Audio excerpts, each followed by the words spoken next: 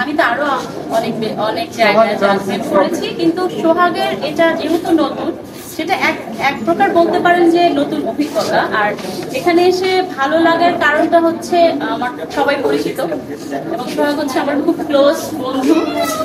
এবং সোহাগ আর আমার নাচের শুরুটা মোটামুটি এক সময়েরই। সোহাগ আমাকে আমার নাচের দিক থেকে হোক, আমার যে কোনো খারাপ সময় হোক, আমাকে অনেক হেল্প করেছে। এবং ওর সাথে আমার অনেক ভালো ভালো কাজ আছে। আমার খুব পছন্দের একটা কাজ আমার মল্লিকা বলে, যেটার কোরিওগ্রাফার ছিল হচ্ছে সোহাগ আমার বন্ধু। এবং ও হচ্ছে আসলে একটা অন্যরকম মানুষ। ওকে যেরকম দেখা যায় এর থেকে কিন্তু ও আরো বেশি জিনিয়াস।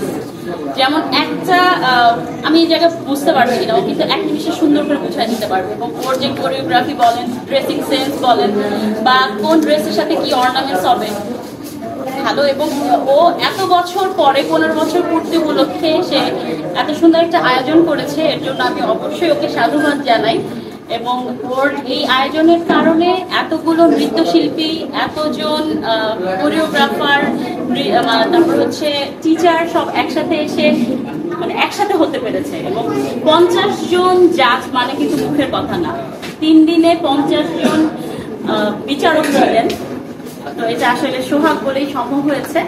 তো আমি আশা করবো এটা শুরু হয়েছে, এটা আর শেষ হবে না, প্রতি বছরই হবে। হ্যাঁ, সোহাগ হচ্ছে মুখের উপর বলতে পারে না।